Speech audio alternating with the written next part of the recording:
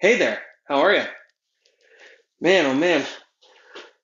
Quentin and I just got back from the Furniture Bank's brand new facility, and we were there with a bunch of people volunteering, helping clean up and getting ready for them to hopefully move in the next couple months. It's a huge, huge, beautiful space. It was a whole lot of fun. I got to use this neat vibrating machine that peels up vinyl tile off the floor. There's lots of glue and stuff like that, and I'm a little sore and tired now. But I'm glad I'm here. I'm glad I'm able to do this message for you guys this morning, and to hopefully see you guys as we watch it. I look forward to seeing some of the comments, excuse me, during the watch parties and such. It should be a lot of fun. This week I was thinking, do you have any hobbies? You see, I'm lucky. I've got some hobbies. I grew up in a household where no one really had a whole lot of hobbies. It wasn't something that we really did a whole lot. Both my parents worked pretty much full time. My parents ran a business out of the house before they separated, and we were all really really busy. So I didn't really have any concept of hobbies until I started getting quite a bit older. You see, but now. Like I like fishing here every now and then, not a whole lot, but it's something that I will do. Hunting, I go out hunting every fall, usually for birds because I'm not very good at sitting still. As you can imagine, as I'm talking with my hands, like a typical Italian guy does. Um, wood carving? Wood carving, is that one that you guys like doing? Do you do wood carving? I heard that at one point in time, my friend Rob Finches, he was going to get into competitive ice sculpting. I'm not sure that's a huge thing or not, but I'm picturing Rob with a chainsaw. I don't know. But for me, like I hunt, I play guitar, as you can see. Um, I sing a little bit. I'm not super great at singing. If you guys have been around Vox, you've experienced both good and bad. For me, what else? I love canoeing. Canoeing is probably one of my favorite things. I'm a pretty high-strung person, and getting out there on the lake with a nice canoe, or on the river with a nice canoe, I really enjoy that. It forces me to slow down a little bit. There's no competition there. There's no like having to really just hammer through it. There's a part of me just absolutely loves the simplicity of canoeing. Um, I love something that you may not know. I love traditional archery. I own a bunch of traditional recurve bows, and one of my favorite things to do that Quentin, my son, and I do is we go out and we hunt stumps. So we go out and we find like rotten stumps and we shoot rotten stumps. And it's a lot of fun to be able to hike through the woods and enjoy the birds and see the sunshine come through and shoot at stumps. There's no like hunting for anything. There isn't any major aspect of it that just it's not any more than just, hey, there's a rotten stump. Let's see if we can shoot it. I really enjoy that.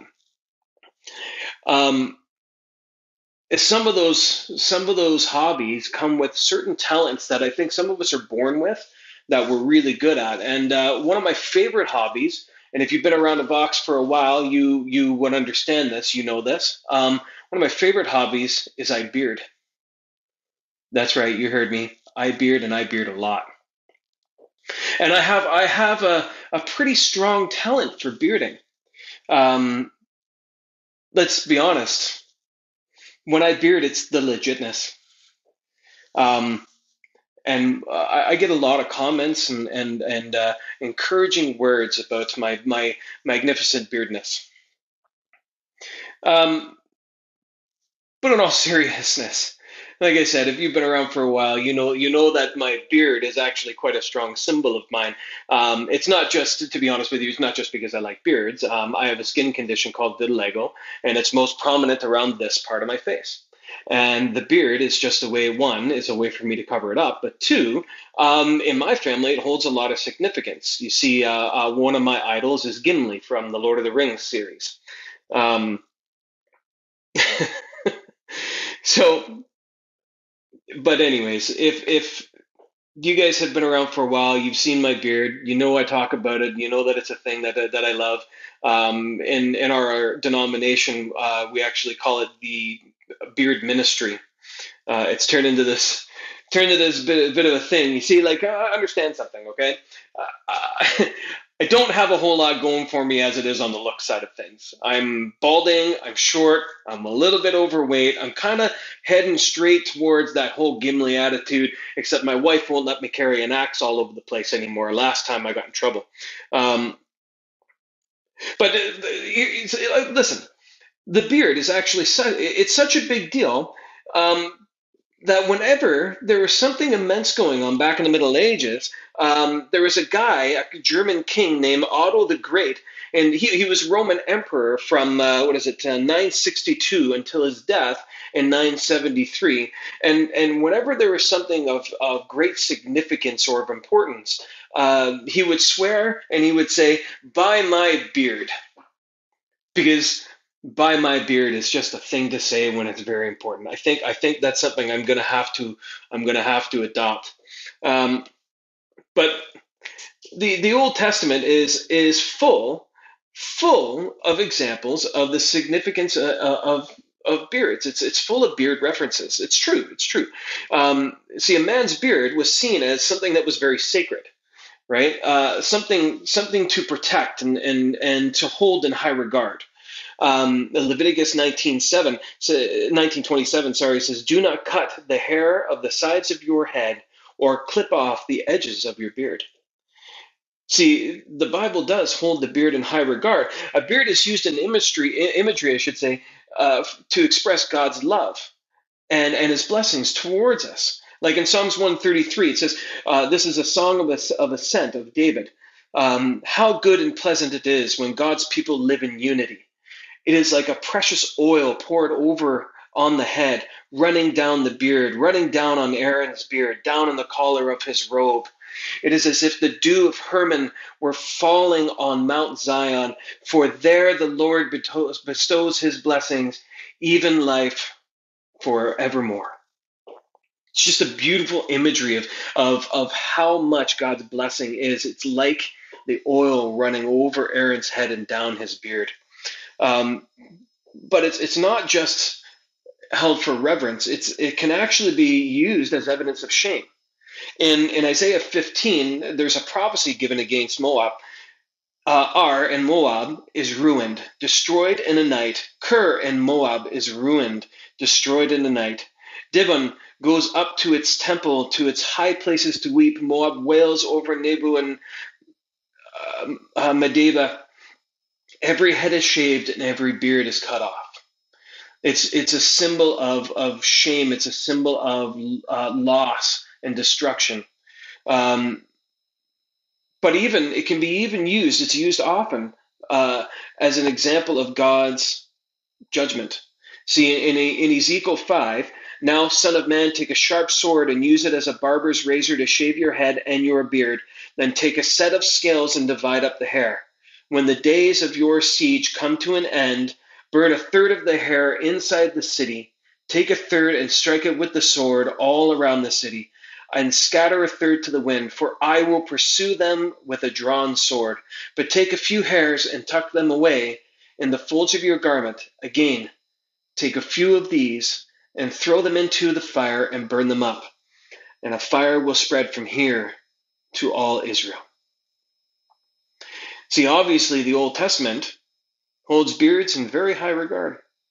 And this is one of those moments where I really miss preaching this kind of stuff live, because, like, if I was preaching this live right now, I know if I was standing on the stage looking down at you, Rhonda would be sitting over here looking at me like, "What are you talking about? What?"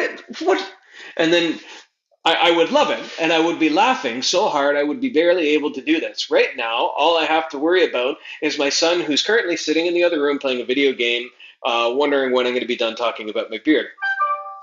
You see, so here's another thing that you may not know. Many other cultures see beards as a sign of wisdom. And I know that when you look at me, the thought that goes through your head, it has to me, immense, significant wisdom, right? Um, see, now, this is normally where I would get to the point of the message, right? But I think we need a little bit more history about the significance of it. See, I'm going to use my friendship with Nathan as a descriptive to help me get to the point. See, if you've been around Vox for a while, like I've said, you may remember a time when Nathan was seriously lacking in the beard department. Now here, right there, that is a picture of Nathan from a few years ago. Let's be honest, look, he's still rugged and handsome, but he is lacking in serious beard greatness. And, well, right here, right about there, here's a very young picture of myself in all my bearded splendor and glory. See, but over the years, I spent a great deal of time encouraging Nathan's beard aspirations, and I've done with many of you, and especially the young gentlemen at our church. I actually call this, like I said, my beard ministry. It is a thing. It is a thing. So now, after many years of encouraging conversation, Nathan, and to a lesser extent, a much needed trip to to his family in Whitehorse. See, Nathan is now gotten to the point where he's been able to morph into this majestic bearded figure that you see here. You see, I'm so grateful to have had some encouraging hand in the splendor of his beard growth. Isn't it beautiful? I just love how that level of encouragement can just bring forth this magnificent being. But what does the word encourage mean? You see, the Cambridge Dictionary, it says to talk or behave in a way that gives someone confidence to do something. The Collins Dictionary, I found all of this stuff online on Google, just so you're aware. The Collins Dictionary says to give courage, hope, or confidence, to embolden, hearten, to give support to, be favorable, to foster, and to help.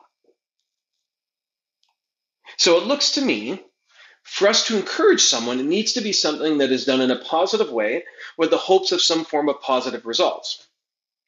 Now, let's be honest. Nathan's beard aspirations and maybe a little healthy dose of my encouragement have resulted in great beardness. And I will just say, you are welcome, Miss Carrie Barnes. Did you know that the word exhort or exhortation can be subbed in for the word encourage throughout the Bible? Which believe it or not, it actually just happens to be one of the spiritual gifts listed in Romans 12:8.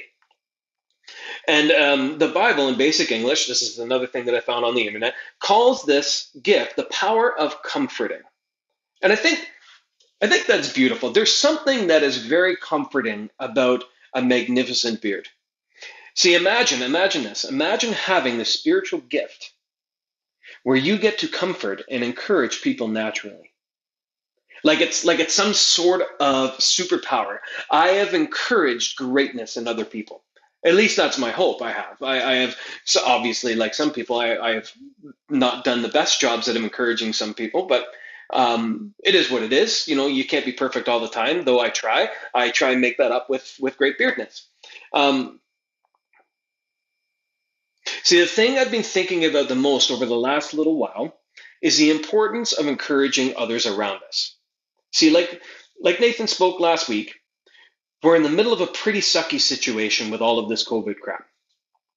And unfortunately, with the number of numbers of COVID-19 climbing, it doesn't look like it'll be over anytime soon. I think we're going to be heading into the next probably several months. I'm assuming that we're going to hit another phase of lockdown, especially in Simcoe County area.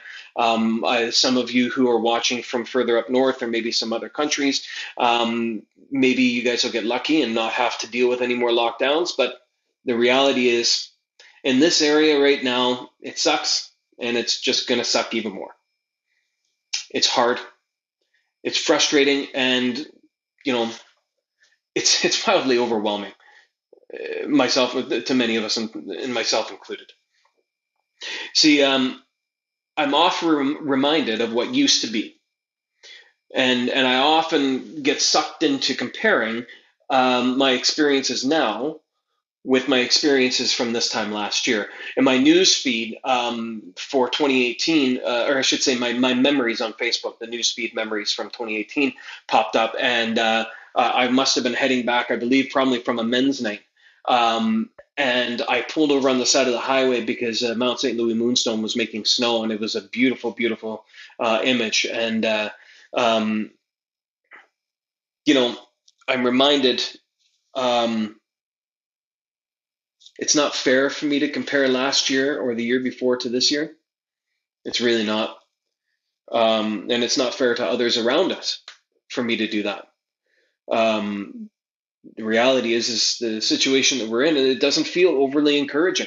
I get sucked into the negativity of all of this stuff way too often. It drives me nuts, and I wish I wouldn't get sucked into it. And simply put, it's just a shitty situation. Um, and we're all trying to get through and do the best that we can. And sometimes I think we come up short. I know that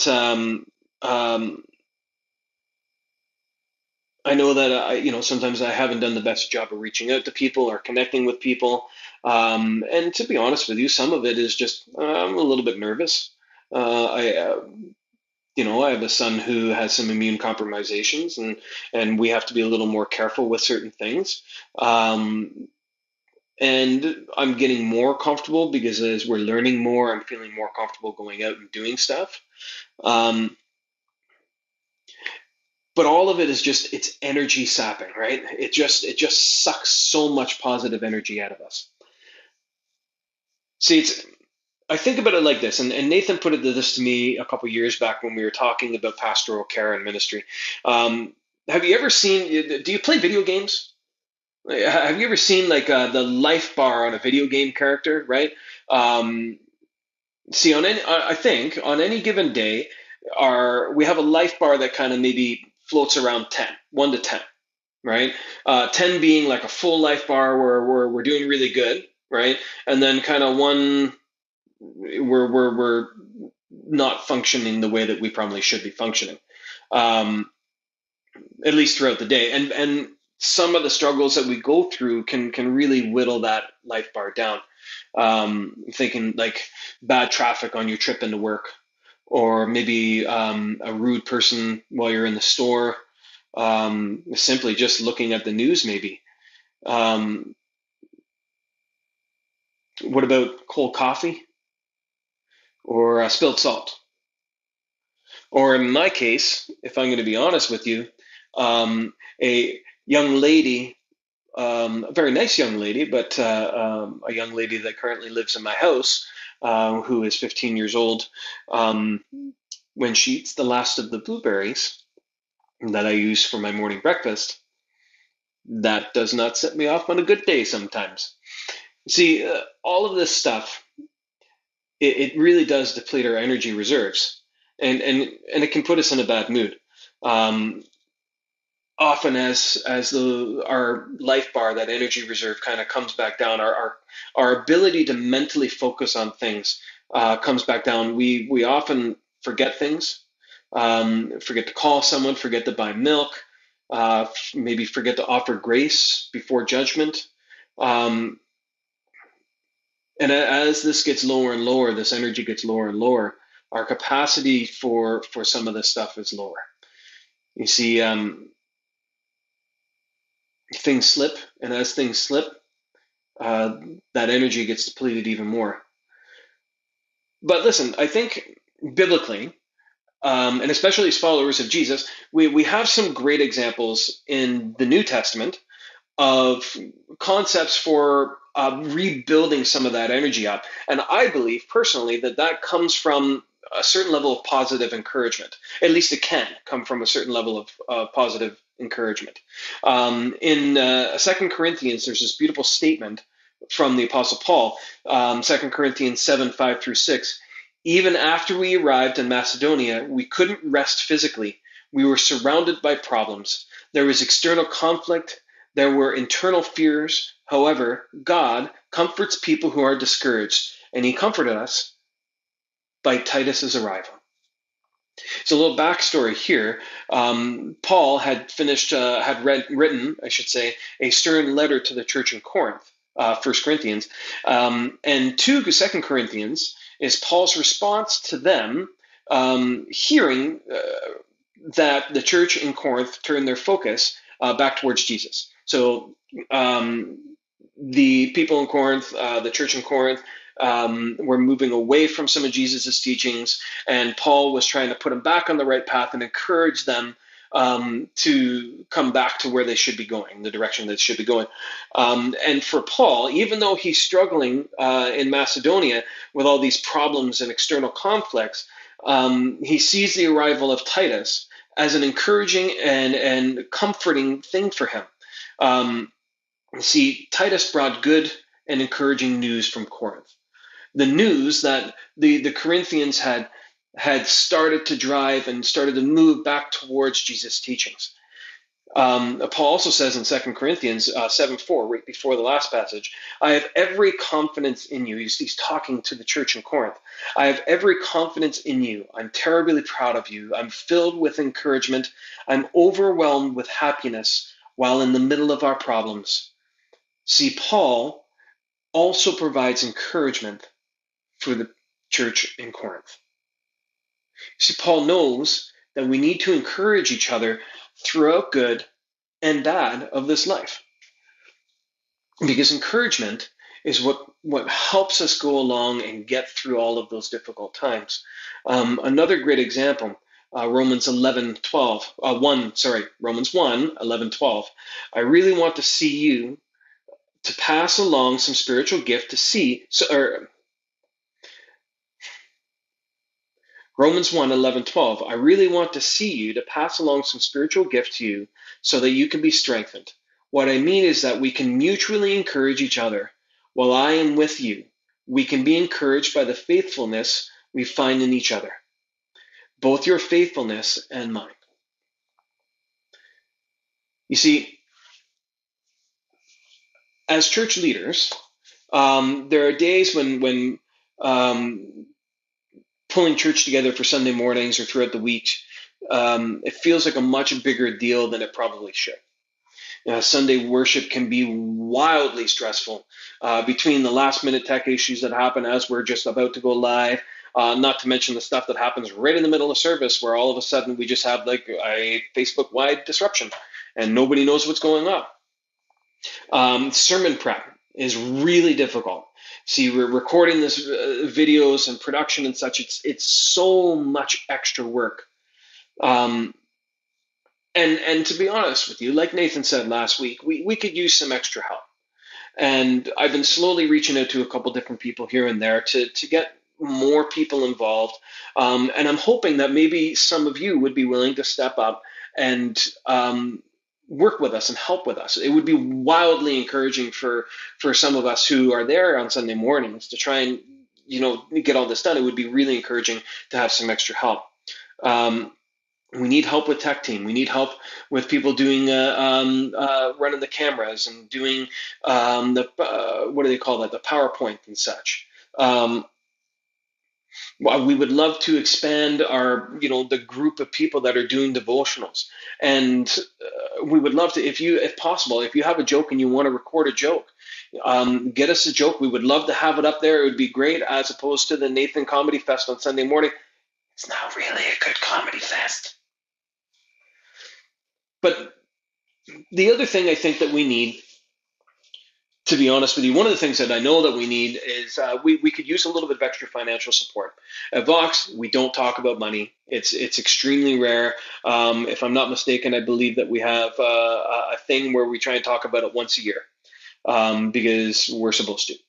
Outside of that, we don't really talk about it. But right now, we could use a little bit of extra help. If you have an extra $5, $10, $20 to spare, it would be excellent if you could spare that. Things are getting tight like it is for everybody else. Nathan's working full-time plus doing church. All the other leaders that are supporting us, and a lot of the volunteers that come out are working full-time jobs as well. And it's a lot to keep church going every week as well. So if you could help financially, that would be wonderful. We would really appreciate that. Another thing that you could do, tell your friends. Invite them to join you for a watch party on Sunday morning, or invite them to the worship service on Sunday morning. As you know, when the worship service comes up, you could just shut the comments off. You don't even need to be part of church. You can just sit there and watch, right? So it's the perfect opportunity to get comfortable. And another thing that would be wonderful, some encouragement. Encourage us to keep going. Tell us what you enjoy. What is it that you would like to see more of? Tell us what it is right now in the comment section so that we can look at it later on. Or even during the live worship. Tell us what you're really enjoying. I know the other day I was sitting upstairs and I was doing the PowerPoint for Sunday morning, and I got to see Jen Van Genup and Nathan sing together. And I had a moment. I think one moment I think they were singing the blessing, and I had a moment where I was like, I had to compose myself because I was going to cry. And guys that look like Gimli, or at least strive to look like Gimli, shouldn't cry. That's a thing. But I was almost there, and I had to. It was the thing. But we're okay now. But like, if I'm being honest with you, you know, I really miss all of you. I really miss seeing all of you. I'm really tired of preaching to myself on my cell phone and sending it off to the world, to the wild old, wild west of the internet. I would love to be there and see the look on your face when, when we drop a joke about my beard or my height or my baldness and the flashing light that goes over top. It's like an SOS, but I would love to be doing this with you in the room. And I look forward so much to being able to do that again soon. And to be honest with you, the stress of all of this just makes that distance between us even worse. So an encouraging word would be absolutely wonderful. See, we're all struggling in some way, shape, or form to get through all of this difficult stuff with the COVID and everything. We're trying to make it through. Some days are worse than others, but listen.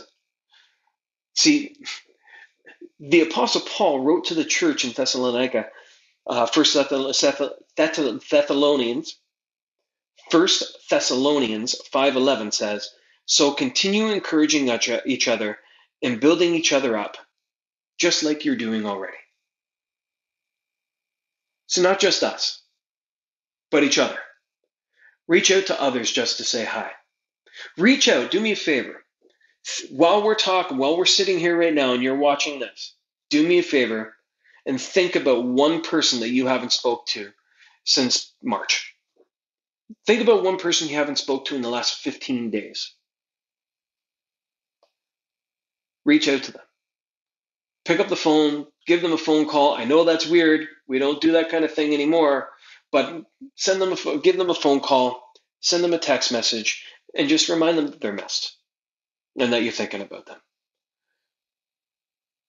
See, I'm so grateful for all your support and help that you guys give. I'm grateful to watch people step up and be involved and reach out to other people and talk and all of those things that I'm seeing. I'm immensely encouraged and driven to keep going when I'm reading all the comments from Sunday morning. It fills my heart with joy and gives me a boost of energy to keep doing this and to keep moving forward. It encourages me that things aren't all bad. Things will get better, that doing all of this stuff is worth it. And it reminds me that this little church that we call home, Vox, still has a voice. And that voice needs to be heard. So please, do me a favor. Continue to encourage each other. Build each other up. Peace and love. And I will see you next week.